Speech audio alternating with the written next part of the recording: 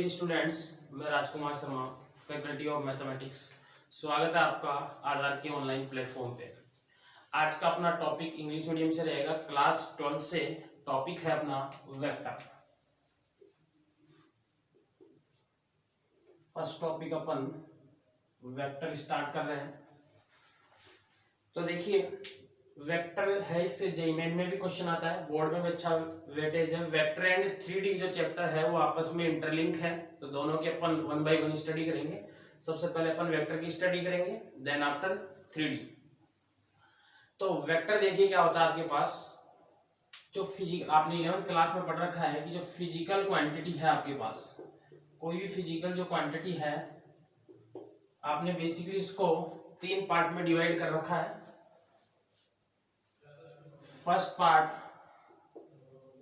Vector बोल सकते हो, एक पार्ट, एक फिजिकल क्वांटिटी वेक्टर होती है, एक फिजिकल क्वांटिटी स्केलर होती है, एंड एक फिजिकल क्वांटिटी को अपन टेंसर बोलते हैं। आगे बात समझो। बेसिकली फिजिकल क्वांटिटी को अपन ने 3 टाइप से अपन स्टडी करते हैं। First type vector, then scalar, then tensor. Vector किस फिजिकल क्वांटिटी को बोलेंगे? ऐसी फिजिकल क्वांटिटी जिसमें मैग्नीट्यूड भी हो, ऐसी फिजिकल क्वांटिटी जिसमें मैग्नीट्यूड भी हो, डायरेक्शन भी हो, और थर्ड एंड इंपॉर्टेंट बात, जो always follow algebraic law of vector. ऐसी फिजिकल क्वांटिटी जिसमें मैग्नीट्यूड भी हो, डायरेक्शन भी हो, और जो वेक्टर के अलजेब्रिकल लॉ को फॉलो करे, उस क्वांटिटी को अपन बोलते हैं वेक्टर। आपने 11th क्लास में फिजिक्स में स्टडी कर रखा है, बेसिक पार्ट वही है आपके पास कि ऐसी फिजिकल क्वांटिटी जिसमें मैग्नीट्यूड भी हो, डायरेक्शन भी हो, और always follow algebraic law of vector. आगे बात आपने एग्जाम्पल भी देखे हैं, जैसे डिस्प्लेसमेंट। डिस्प्लेसमेंट कैसी क्वांटिटी है? वेक्टर क्वांटिटी है, इसमें मैग्नीट्यूड भी होता है एंड डायरेक्शन भी होती है।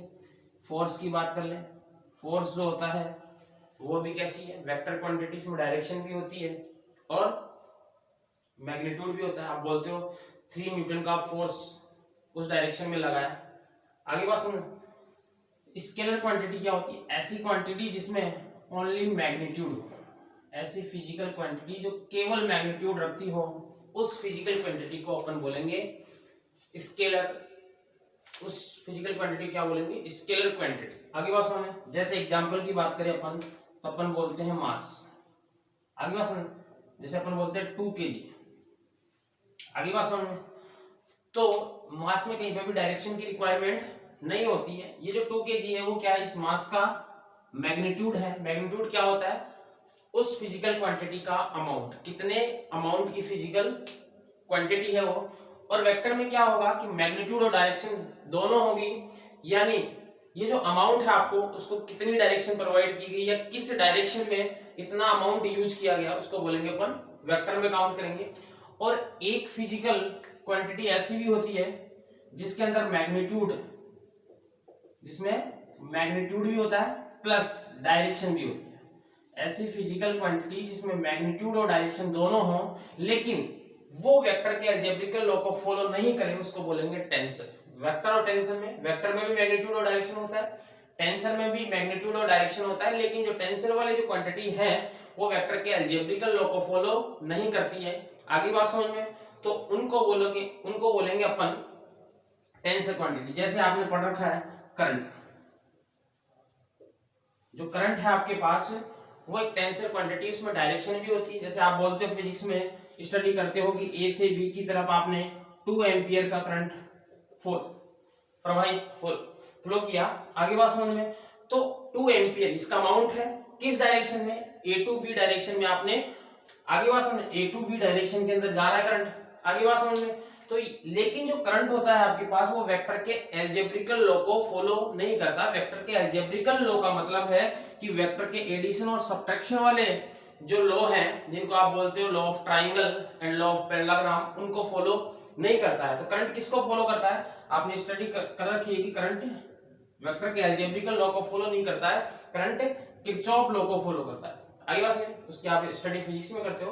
तो ये बेसिकली इंफॉर्मेशन थी किसी भी फिजिकल क्वांटिटी के बारे में कि तीन टाइप की होती है, एक वेक्टर, एक स्केलर और एक टेंसर। वेक्टर क्या होगी, स्केलर क्या होगी, टेंसर क्या होगी, अपन ने देख लिया। अब अपन अपने टॉपिक पे आते हैं। अपना जो टॉपिक है आपके पास वो कौन सा है? वेक्टर। अपना जो टॉपिक है वो कौन सा है? अपना टॉपिक है वेक्टर। तो अपना कंप्लीट स्टडी किसकी करेंगे? वेक्टर की करेंगे। आगे बात समझ में। तो देखिए आपके पास नेक्स्ट लिखिए आप लोग,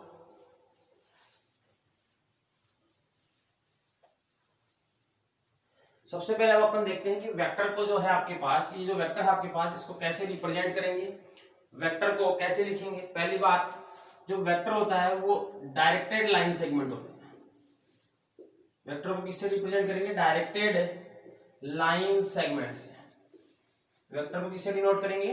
डायरेक्टेड लाइन सेगमेंट से। आगे बस एक रेखा के सेगमेंट का मतलब होता है पार्ट। एक रेखा के पार्ट से, डायरेक्टेड का मतलब जिसमें डायरेक्शन भी हो। एक लाइन के पार्ट से डिनोट करेंगे जिसमें डायरेक्शन हो। किसको? वेक्टर को। वेक्टर हमेशा एक लाइन से रिप्रेजेंट होता है जिसमें डायरेक्शन होती है। तो देखिए आपके पास दूसरी बात, एक बात और याद रखेंगे कि जो वेक्टर है आपके पास वो हमेशा मूविंग क्वांटिटी होती है। वेक्टर कैसी क्वांटिटी है? Moving quantity. आप इसको मूव करा सकते हो। आगे बात में, वेक्टर कैसी क्वांटिटी है? Moving quantity. अब देखिए आपके पास वेक्टर को कैसे रिप्रेजेंट करते हैं, चाहो तो हेडिंग लिख सकते हैं, representation of vector. Representation of vector.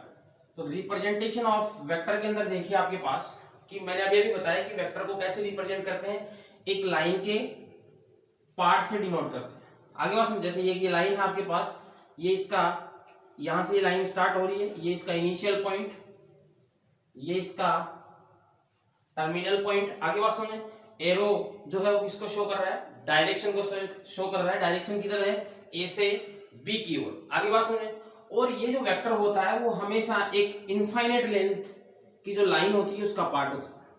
कोई भी वेक्टर होता है वो इनफाइनाइट लेंथ की एक लाइन का पार्ट होता है। अपने बोला लाइन सेगमेंट, सेगमेंट का मतलब पार्ट होता है, एक लाइन का पार्ट। कौन सी लाइन का पार्ट? ये जो इनफाइनाइट लेंथ की जो लाइन है इसका पार्ट होता है। और इस इनफाइनाइट लेंथ की जो लाइन है उसको बोलते हैं इस वेक्टर का सपोर्ट। क्या बोलते हैं? इस वेक्टर का सपोर्ट। अपन बेसिकली जो वेक्टर को है वो अपन बोर्ड में इतना ही दिखाते हैं, ये हमेशा इनफाइनाइट लेंथ की जो लाइन इसको नहीं बनाते। लेकिन कोई भी वेक्टर जो होता है वो इस इनफाइनाइट लेंथ की लाइन का एक पार्ट होता है जिसको अपन किससे रिप्रेजेंट करते हैं, जिसको क्या बोलते हैं? इस इनफाइनाइट लेंथ की लाइन को सपोर्ट बोलते हैं। इस वेक्टर का जो भी कोई भी वेक्टर हो वो हमेशा एक सपोर्ट रखेगा। आगे जैसे ये वेक्टर है आपके पास, इस यहाँ पे मैं पेन से रिप्रेजेंट कर दूं तो यहाँ पे ये जो बोर्ड है वो एक सपोर्ट का काम कर रहा है। आगे पास में ऐसे तो मैं किसी वेक्टर को फेंकूंगा तो उसकी डायरेक्शन ही नहीं होगी, जिधर हवा होगी उसी डायरेक्शन में चला जाएगा ही।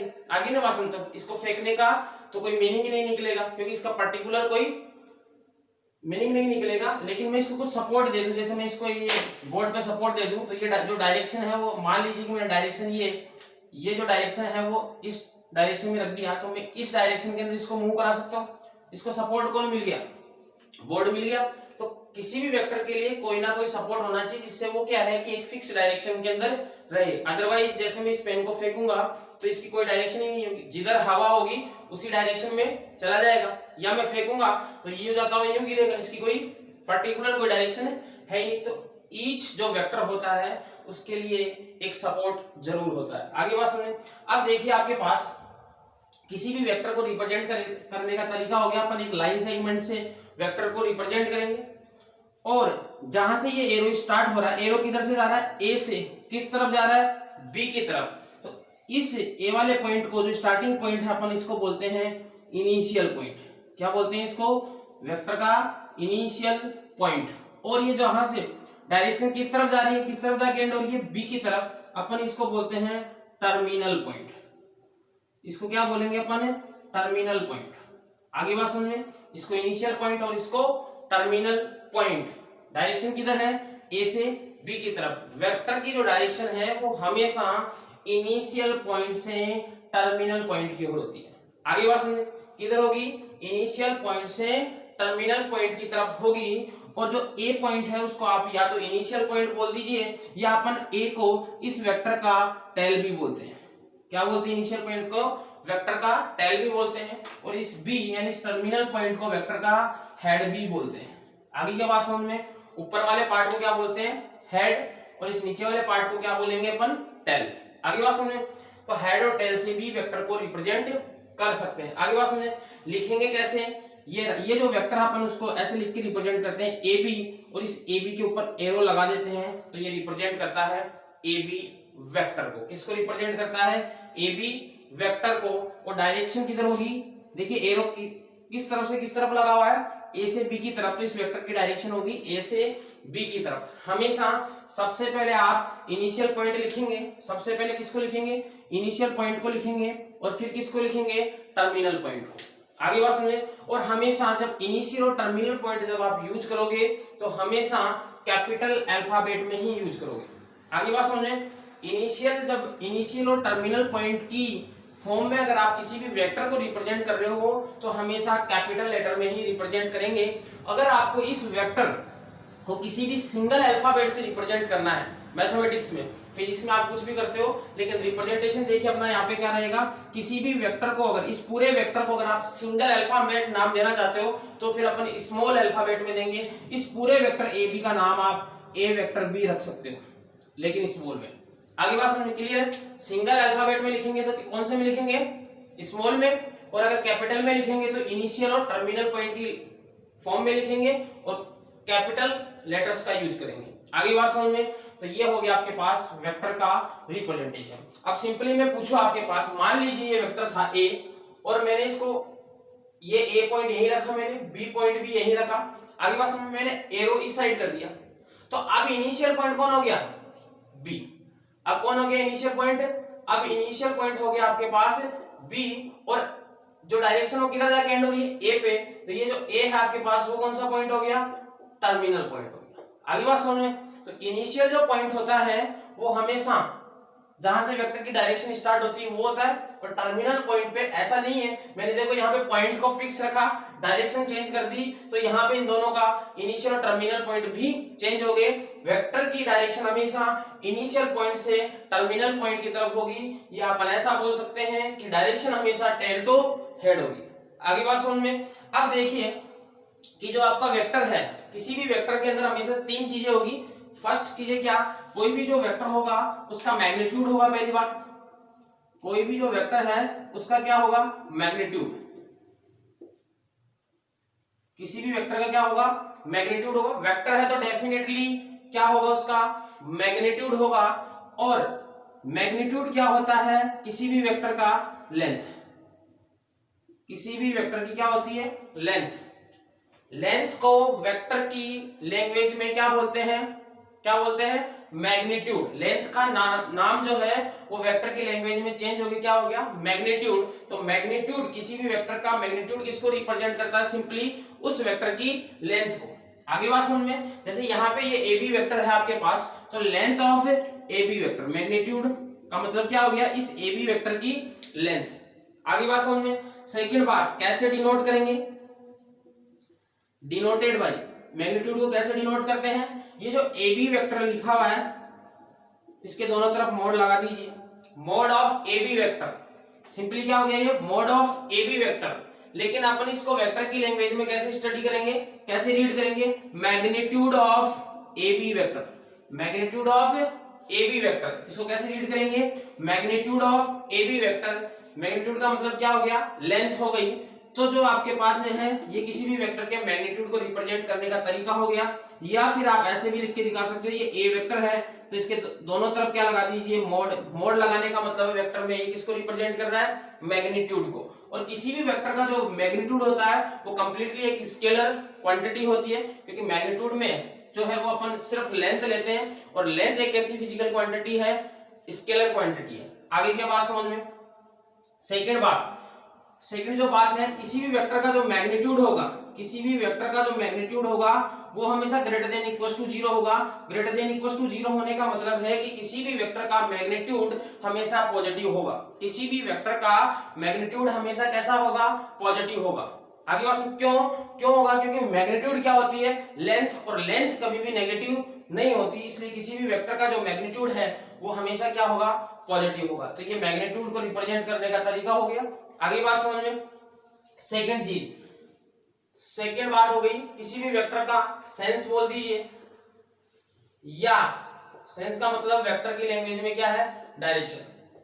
तो डायरेक्शन जो है किसी भी वेक्टर की, सेकंड बात क्या होगी, वेक्टर है तो मैग्नीट्यूड भी होगा, सेकंड चीज वेक्टर है तो डायरेक्शन भी होगी। तो जो वेक्टर की जो हमेशा जो डायरेक्शन है वो क्या होती है, initial point two terminal point, initial point two terminal point. किसी भी वेक्टर की डायरेक्शन हमेशा इनिशियल पॉइंट से टर्मिनल पॉइंट की ओर होगी। आगे बात समझे। थर्ड जो है, अगर कोई भी वेक्टर होगा तो डेफिनेटली वो क्या होगा, एक उसमें सपोर्ट भी होगा। क्या होगा, सपोर्ट भी होगा। अगर कोई भी वेक्टर है तो डेफिनेटली उसका सपोर्ट भी होगा। आगे बात समझ, क्योंकि बिना सपोर्ट के वेक्टर का एग्जिस्टेंस नहीं है। तो इसका मतलब किसी भी वेक्टर का जो सपोर्ट क्या होता है, किसी भी वेक्टर का सपोर्ट होता है वो इनफाइनाइट लेंथ की लाइन। आगे बात समझ, सपोर्ट क्या होता है, a line of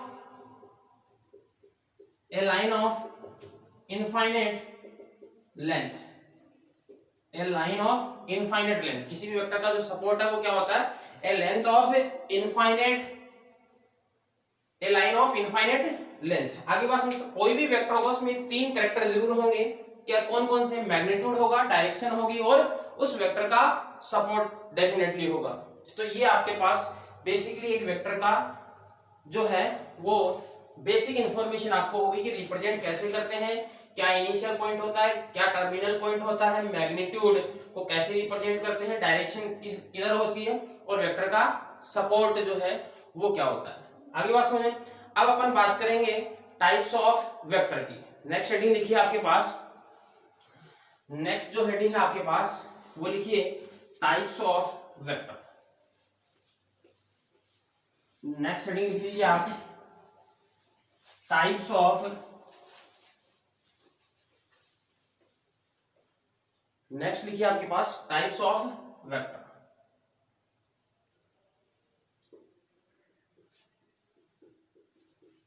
types of vector, सबसे फर्स्ट अपन लेंगे जीरो वेक्टर या फिर बोल दीजिए नल वेक्टर। जीरो वेक्टर या नल वेक्टर। आगे बस जीरो वेक्टर या नल वेक्टर, आपको नाम से ही पता चल रहा है कि जीरो वेक्टर मतलब एक ऐसा वेक्टर जिसका मैग्नीट्यूड क्या हो, जीरो हो। जीरो वेक्टर क्या होगा, एक ऐसा vector, A vector which having zero magnitude. आगे बात समझे। तो पर्टिकुलर आप डेफिनेशन लिख सकते हैं लिखना चाहो तो, बाकी समझने का पॉइंट है क्योंकि अपने मैथमेटिक्स में ऐसा तो है नहीं कि कहीं डेफिनेशन आती है, बात आपके माइंड में फिट होनी चाहिए कि जीरो वेक्टर क्या होता है, एक ऐसा वेक्टर जिसका मैग्नीट्यूड, एक ऐसा वेक्टर जिसका मैग्नीट्यूड कितना हो, जीरो हो। एक ऐसा वेक्टर जिसका मैग्नीट्यूड जीरो हो उसको अपन जीरो वेक्टर बोलेंगे। आगे बात समझे। तो मैग्नीट्यूड जीरो होने का मतलब क्या हो गया, उस वेक्टर की लेंथ जीरो होगी। किसी भी वेक्टर का मैग्नीट्यूड जीरो होने का मतलब उस वेक्टर की लेंथ जीरो हो गई। मान लीजिए वेक्टर यहां से स्टार्ट हुआ तो यहीं पे जाके खत्म हो जाएगा, क्योंकि आपने इनिशियल पॉइंट से थोड़ा बहुत भी आगे चले तो इस वेक्टर की कुछ ना कुछ लेंथ आएगी। इसका मतलब क्या हो गया कि ये अगर ए से स्टार्ट हुआ तो ए पे ही क्या हो गया, खत्म। ए से स्टार्ट होगा तो ए पे ही क्या हो जाएगा, खत्म। तो इसकी पर्टिकुलर लेंथ आएगी, लेंथ नहीं आएगी तो लेंथ कितनी होगी, जीरो। और लेंथ जीरो होने का मतलब है कि वो किसको रिप्रेजेंट कर रहा है, जीरो वेक्टर को। तो सिंपली जीरो वेक्टर को आप एक डॉट से भी रिप्रेजेंट कर सकते हो, या फिर आप ए, इनिशियल पॉइंट भी ए और टर्मिनल पॉइंट भी क्या लिख सकते हो, ए, या फिर आप इसको जीरो के ऊपर वेक्टर लगा के भी रिप्रेजेंट कर सकते हो। जीरो के ऊपर वेक्टर लगाने का मतलब है ये क्या हो गया, जीरो वेक्टर। तो कभी भी कहीं पर भी आपको इनिशियल और टर्मिनल पॉइंट सेम लिखे हुए दिख जाए तो तुरंत समझ जाना कि कौन से वेक्टर को रिप्रेजेंट कर रहा है, जीरो वेक्टर को। आगे क्या बात समझ में। तो जीरो वेक्टर को रिप्रेजेंट करने के ये दो तरीके हो गए आपके पास। और जीरो वेक्टर का जो मैग्नीट्यूड है, यानी ए वेक्टर का मैग्नीट्यूड निकालूं तो क्या हो गया, जीरो। क्या हो गया, zero. Initial terminal point same लिखा हो कोई भी वेक्टर तो उसका मैग्नीट्यूड हमेशा क्या होगा, जीरो। जीरो वेक्टर के आप एक और डेफिनेशन बना सकते हो कि एक ऐसा वेक्टर जिसका इनिशियल और टर्मिनल पॉइंट, एक ऐसा वेक्टर जिसका इनिशियल और टर्मिनल पॉइंट अगर सेम है तो उस वेक्टर को क्या बोलेंगे, जीरो वेक्टर। आगे बात समझे। ठीक है कि इसके आपने वेक्टर था, ठीक है, मैग्नीट्यूड की बात हो गई, कैसा होगा, 0 होगा, तो इसकी डायरेक्शन क्या होगी, आगे बात सुने, इस वेक्टर की डायरेक्शन क्या होगी, जो लिख लीजिए 0 जो वेक्टर है इसकी डायरेक्शन जो है आपके पास वो अनडिटरमाइंड होती है। आगे बात सुने, 0 वेक्टर की जो डायरेक्शन है आपके पास वो क्या होती है, अनडिटरमाइंड होती है आपके पास, इसको अपन निकाल नहीं सकते, डिटरमाइन नहीं कर सकते। आगे बात सुने, 0 वेक्टर की जो डायरेक्शन है वो क्या होती है, अनडिटरमाइंड होती है। क्यों, क्योंकि ये जो है वो इनिशियल पॉइंट से ही स्टार्ट हुआ और इनिशियल पॉइंट पे ही एंड हो गया, तो एरो किधर लगाएंगे अपन, आगे बात समझ में, क्योंकि जहां से स्टार्ट हुआ वहीं एंड हो गया, तो जो पर्टिकुलर एरो है वो अपन नहीं लगा पा रहे, तो 0 वेक्टर की जो डायरेक्शन हो क्या होती है, डायरेक्शन तो होती है लेकिन अनडिटरमाइंड, अनडिफाइंड, नॉट डिफाइंड नहीं बोलेंगे अपन, क्योंकि अपन ने 0 के आगे वेक्टर लगाया, वेक्टर है तो डेफिनेटली मैग्नीट्यूड भी होगा और डायरेक्शन होती तो है, लेकिन अपन इसको कैलकुलेट नहीं कर सकते। आगे बात नॉट डिफाइंड नहीं बोलेंगे कि डायरेक्शन होती ही नहीं है, और जब डायरेक्शन नहीं होती है तो फिर तो वो स्केलर क्वांटिटी होनी चाहिए, आप 0 के आगे वेक्टर ही क्यों लगा रहे हो। आगे बात समझ में, तो ये बात है कि डायरेक्शन होती है लेकिन अनडिटरमाइंड नहीं होती। आगे बात समझ में, जैसे सिंपली आपने थोड़ी सी आगे की बात कर रहा हूं, जैसे आप कहीं लिखा हुआ देखते हो, फिजिक्स में देखा होगा ए वेक्टर प्लस 0 वेक्टर, आपको पता है कि वेक्टर में वेक्टर ही ऐड होता है। आगे बात समझ में, तो आगे बात समझ में, तो यहाँ पे जो 0 वेक्टर है उसकी डायरेक्शन क्या मानेंगे, तो 0 वेक्टर को जिस भी वेक्टर के साथ यूज करते हैं अपन उसी की डायरेक्शन मान लेते हैं। आगे बात समझ, यहाँ पे ए वेक्टर की जो डायरेक्शन है वही 0 वेक्टर की डायरेक्शन है।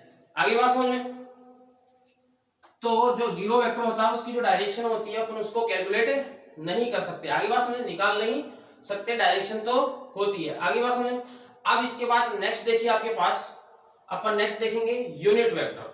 नेक्स्ट देखिए आपके पास सेकंड लिखिए टाइप्स ऑफ वेक्टर में, सेकंड हेडिंग लिखिए आप यूनिट वेक्टर।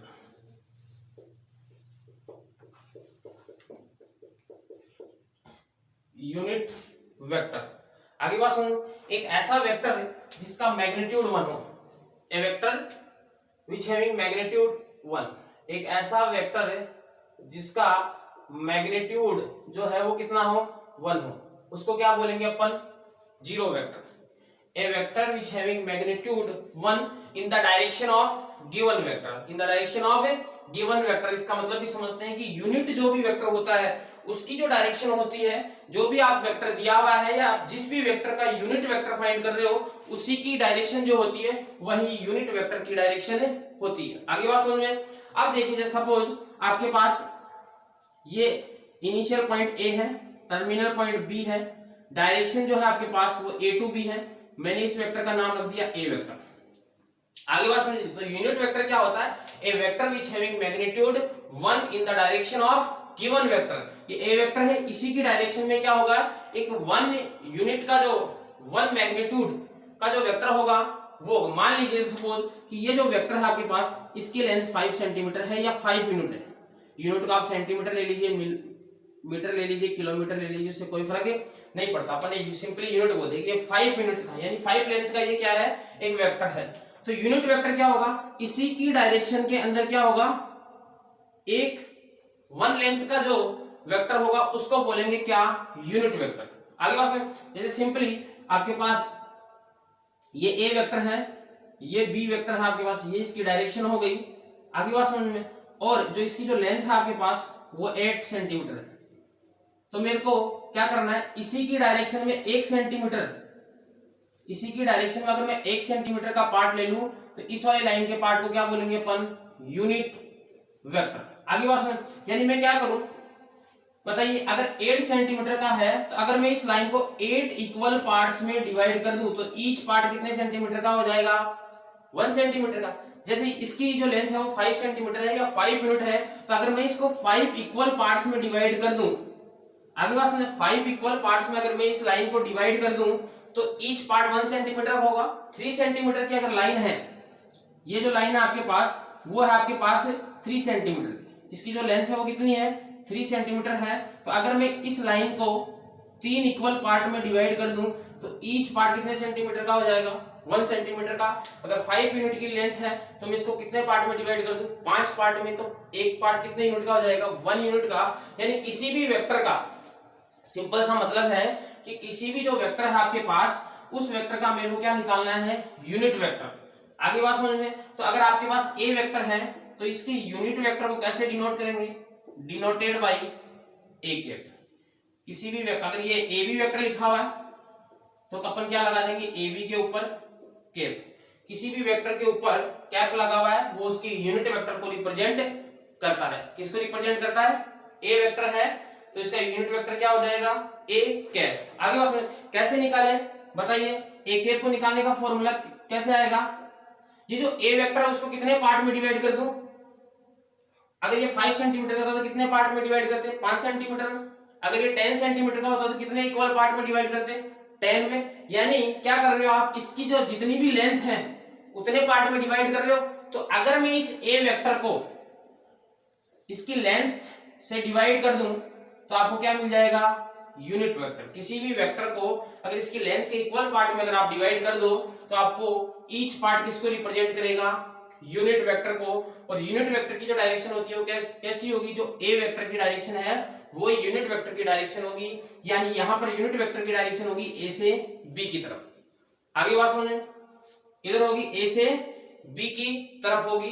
और यूनिट वेक्टर का मैग्नीट्यूड हमेशा, यानी यूनिट कोई भी वेक्टर अगर यूनिट वेक्टर लिखा हुआ है तो इसका मैग्नीट्यूड हमेशा कितना होगा, 1। कितना होगा, मैग्नीट्यूड फिक्स है, कितना होगा, 1। और डायरेक्शन क्या होती है, यूनिट वेक्टर की डायरेक्शन किधर होगी, जिधर ए वेक्टर है, in the along the given vector. जो भी वेक्टर दिया हुआ है उसी के अलोंग जो है उसकी डायरेक्शन हो जाएगी किसकी, यूनिट वेक्टर की। बेसिकली जो यूनिट वेक्टर है वो किसको रिप्रेजेंट करता है, सिर्फ डायरेक्शन को ही रिप्रेजेंट करता है, क्योंकि मैग्नीट्यूड तो कितना होता है, 1 होता है। यूनिट वेक्टर किसको रिप्रेजेंट करता है, डायरेक्शन को ही रिप्रेजेंट करता है। आगे बात सकते हो कि इसका मैग्नीट्यूड तो कितना है, 1 है। तो यूनिट वेक्टर हमेशा किसको रिप्रेजेंट करता है, डायरेक्शन को। और डायरेक्शन किधर होती है, जो भी वेक्टर दिया हुआ है उसी की डायरेक्शन में इस यूनिट वेक्टर की डायरेक्शन हो जाएगी। आगे बात समझ में, क्लियर है पॉइंट, ठीक है। अब देखिए इसका एक इंपॉर्टेंट नोट पॉइंट लिखिए जिसपे क्वेश्चन आता है। क्वेश्चन इस पे भी आता है, कई बार इस पे क्वेश्चन आता है बोर्ड में 1 नंबर का, सिंपली। आगे बात समझे, कई बार बोर्ड में इस वाले नोट पॉइंट पे भी क्वेश्चन आ जाता है। क्या होता है note point, find a vector of p magnitude, find a vector of p magnitude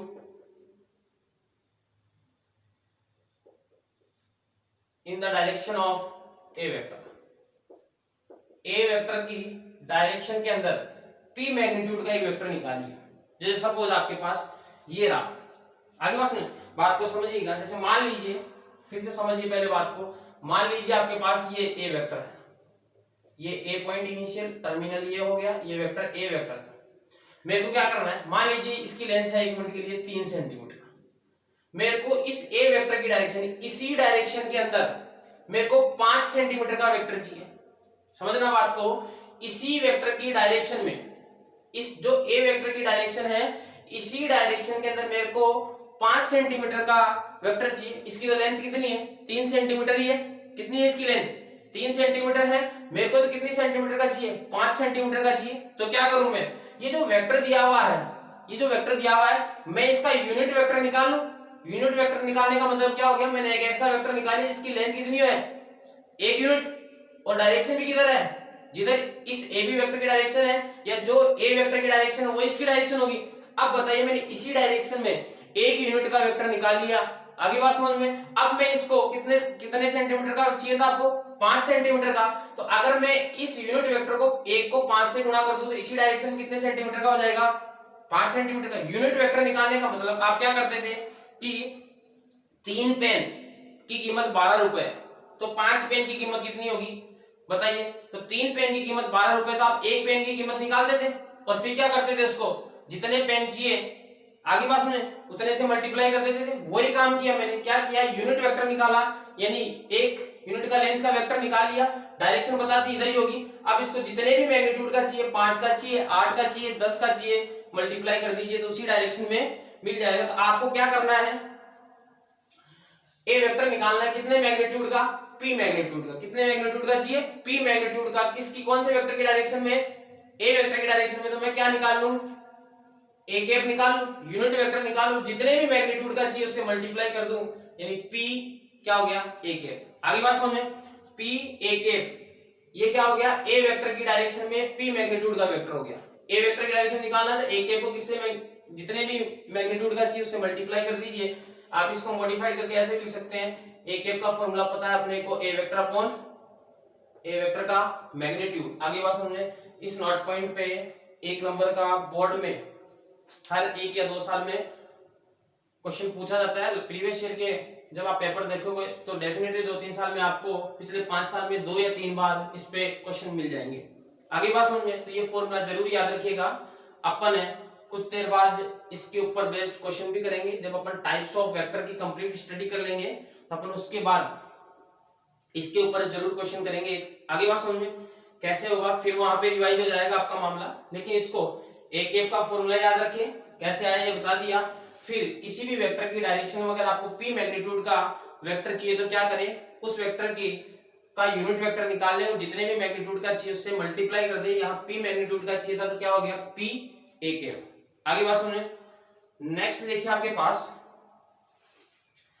third, देखिए आपके पास थर्ड लिखिए आप को इनिशियल वेक्टर। को इनिशियल वेक्टर थर्ड जो है आपके पास वो लिखिए को इनिशियल वेक्टर। को इनिशियल वेक्टर नाम से पता चला, को इनिशियल वेक्टर ऐसे वेक्टर जिनका इनिशियल पॉइंट क्या हो, ऐसे वेक्टर्स जिनका इनिशियल पॉइंट क्या हो, सेम हो। ऐसे वेक्टर जिनका इनिशियल पॉइंट क्या हो, सेम हो। अगर वेक्टर्स का इनिशियल पॉइंट सेम है तो वेक्टर आपस में कैसे होंगे? को initial point. Simply short and sweet लिख लीजिए, ऐसे वेक्टर्स जिनका इनिशियल पॉइंट क्या हो, सेम। जैसे मान लीजिए आपके पास ये ए और ये है आपके पास बी, ये हो गया आपके पास ए बी वेक्टर, ये हो गया आपके पास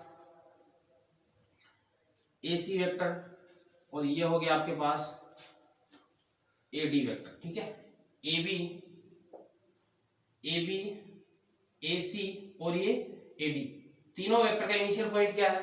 ए। तो A B vector, A C vector और ए डी वेक्टर आपस में कैसे होंगे? को इनिशियल वेक्टर। सिंपली आगे बात समझ में, को इनिशियल क्या? ऐसे वेक्टर जिनका इनिशियल पॉइंट सेम हो। सेम फोर्थ जो टाइप है लिख लीजिए फटाफट। फोर्थ जो टाइप है आपके पास वो क्या होगा? को टर्मिनियस वेक्टर। को टर्मिनियस vectors.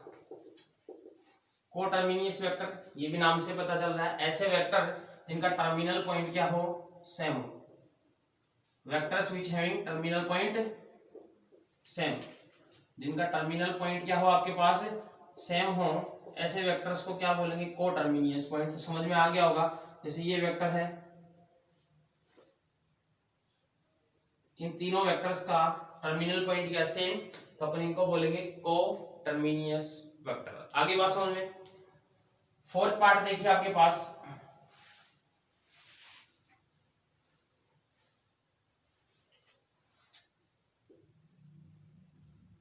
Equal vectors.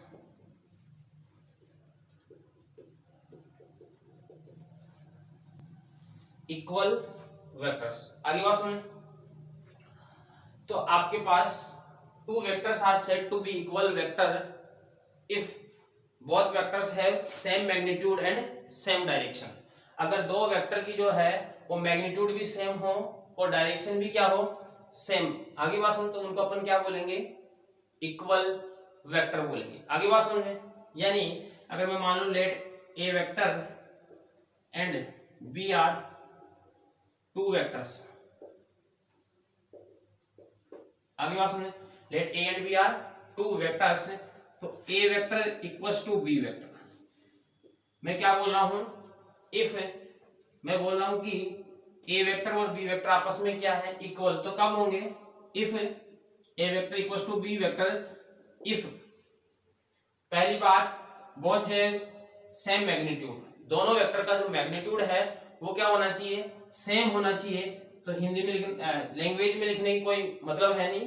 Both have same magnitude, यानी ए वेक्टर का मैग्नीट्यूड ये हो गया, बी वेक्टर का मैग्नीट्यूड ये हो गया, तो दोनों का मैग्नीट्यूड क्या होना चाहिए, सेम। आगे बात सुने। दूसरी बात,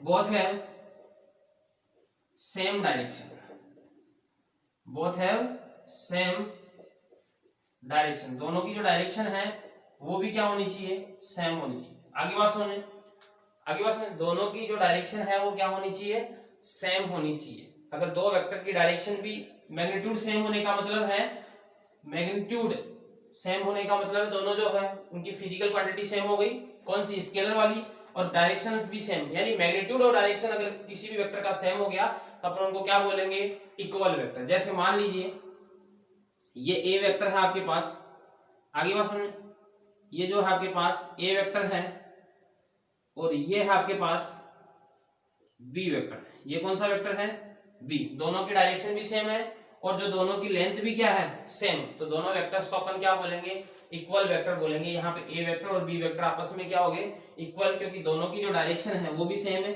इसकी डायरेक्शन भी इस साइड है और इसकी डायरेक्शन भी ये है। आगे बात सुने, नेक्स्ट देखिए आपके पास पैरेलल और कोलिनियर वेक्टर।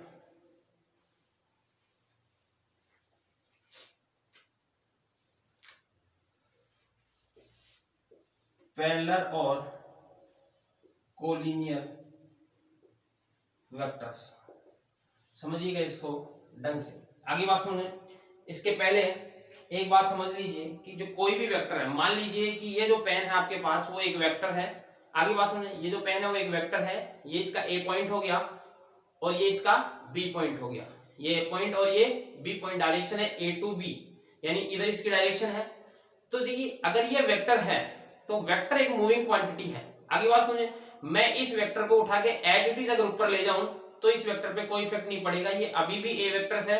अगर पहले ए वेक्टर था तो ये अभी भी ए वेक्टर ही है। आगे बात सुनिए, पहले ए वेक्टर था, यहाँ पे था, ए वेक्टर नाम रख रखा मैंने, इस पेन का डायरेक्शन ए टू बी कर रखी है। अगर मैं इस पेन को उठा के एज इट इज नीचे ले आऊं तो भी ये ए वेक्टर ही रहेगा। आगे बात सुनिए, ये वेक्टर ए था, अगर मैं इसको उठा के इधर ले आऊं सेम डायरेक्शन में, ऐसे कैसे ले आऊं इसको उठा के आगे, तो भी ए वेक्टर रहेगा। और ये जो ए वेक्टर अगर उसको मैं उठा के इधर पीछे की साइड ले जाऊं, आगे बात सुन, तो भी ये क्या रहेगा, ए वेक्टर ही रहेगा। वेक्टर मूविंग क्वांटिटी है, आप उसको पैरेलल जो है चार डायरेक्शन में मूव करा लीजिए, उस पर कोई इफेक्ट नहीं पड़ेगा। ए वेक्टर है आपके पास, ये ए वेक्टर, इसको ऊपर ले जाइए जटीज, ये अभी भी ए वेक्टर ही रहेगा। आगे बात इसको नीचे ले आइए, ये ए वेक्टर ही रहेगा।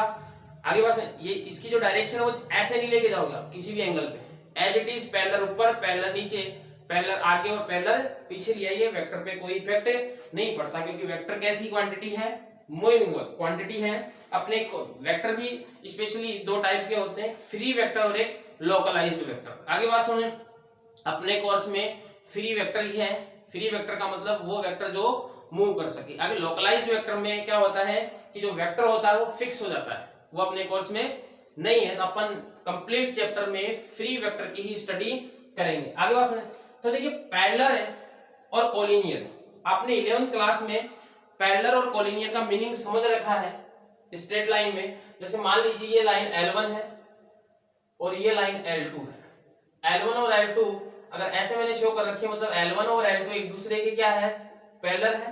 पैरेलल होने का मतलब क्या है कि इन दोनों के बीच का जो एंगल है वो क्या हो गया, 180 या 0 डिग्री। आगे बात सुनिए, इस केस में, और परपेंडिकुलर के केस में अपन ऐसे बना देते हैं, ये L1 और ये L2, तो ये दोनों लाइंस आपको कैसे दिख रही है, एक दूसरे के पैरेलल दिख रही है। और कोलिनियर का मतलब आप 11th में क्या पढ़ते थे, अगर ये लाइन L1 है, कोलिनियर का मतलब अगर L2 भी इसी के ऊपर है, L1 के ऊपर ये L2 है, तो L1 और L2 कैसी होगी, कोलिनियर होगी। 11th क्लास में कोलिनियर वर्ड का मीनिंग और पैरेलल का मतलब अलग अलग होता था। पैरेलल का मतलब दोनों लाइन एक दूसरे के पैरेलल है, कोलिनियर का मतलब एक के ऊपर दूसरी लाइन है। आगे बात सुनिए, वेक्टर के अंदर क्या होगा, पैरेलल और जो कोलिनियर है, पैरेलल और कोलिनियर वर्ड जो है वो वेक्टर के लिए सेम होते हैं, सेम फॉर वेक्टर्स। दोनों वर्ड में कोई डिफरेंस नहीं है, सेम फॉर वेक्टर्स। क्यों नहीं है वो अभी अपन देखेंगे, क्योंकि वेक्टर कैसी क्वांटिटी है, मूविंग क्वांटिटी है। आगे बात सुनिए, तो देखिए आपके पास, अगर आपके पास तो जो दो वेक्टर हैं, मान लीजिए दो वेक्टर हैं ए और B, two vectors are said to be parallel or collinear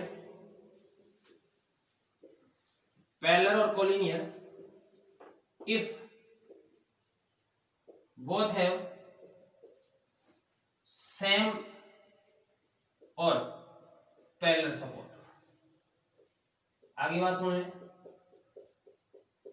अगर किन्हीं भी दो वेक्टर्स का जो सपोर्ट है, सपोर्ट मैंने बताया था लेंथ ऑफ एक ऐसी लाइन जिसकी इनफाइनाइट जो लेंथ की लाइन थी उसको सपोर्ट बोलते थे।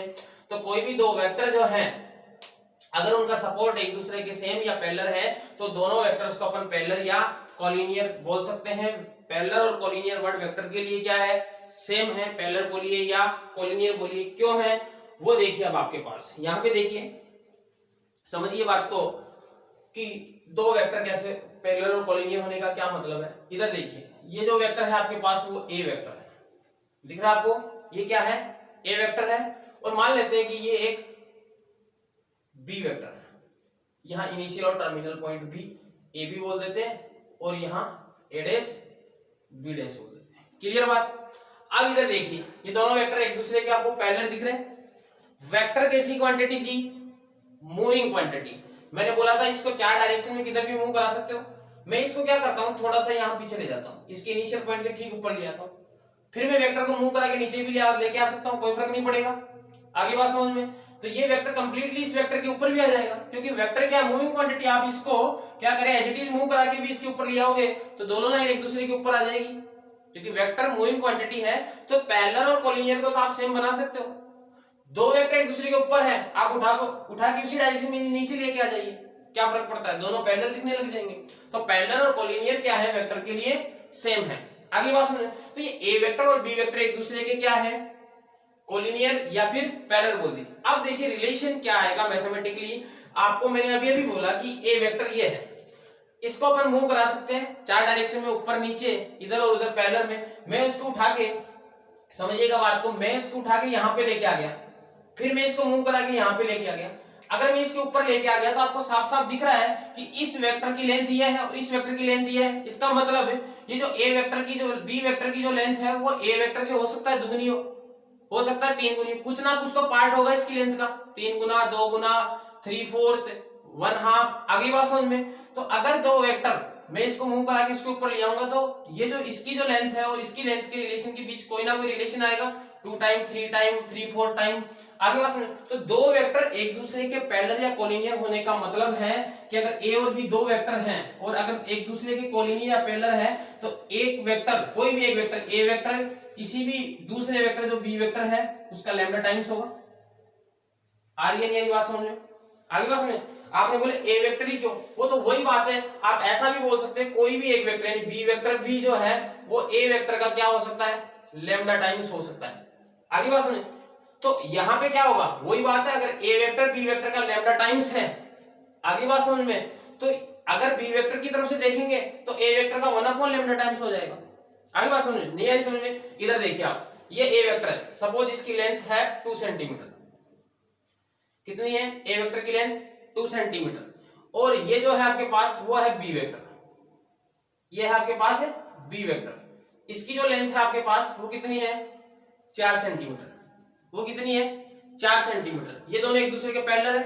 मैं चाहूं तो कॉलिनियर भी बना सकता हूं, इसको ऊपर इसके लाके देखूंगा, चेक करूंगा तो ठीक इसका क्या दिखेगा, दुगना दिखेगा।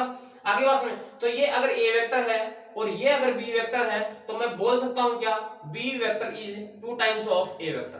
बोल सकता हूं B vector is 2 times of A vector. तो आप ऐसा भी तो बोल सकते हो ना, बी वेक्टर जो है वो ए वेक्टर का क्या है, दुगना। या फिर मैं ऐसे बोल दूं क्या कि मेरे को जो है, मेरे को ए वेक्टर कब मिलेगा, जब मैं बी वेक्टर का आधा कर दूं। एक ही बात है, ए कब मिलेगा, बी का आधा कर दो, या फिर बी कब मिलेगा, ए का दुगना कर दो। तो बात तो एक ही है। आगे बात समझे, दुगना कीजिए एक को या एक को आधा कीजिए, दोनों सेम हो जाएंगे। आगे तो इस रिलेशन को मैं ऐसे भी लिख सकता हूं, ए वेक्टर इक्वल्स टू 1/λ या 1/2 बी वेक्टर्स। आगे क्या बात समझ में, बी वेक्टर क्या है, ए वेक्टर का दुगना। यहां पे क्या है, ए वेक्टर क्या है, बी वेक्टर का आधा। आगे क्या बात समझ में? तो A vector is equal to lambda times of B vector.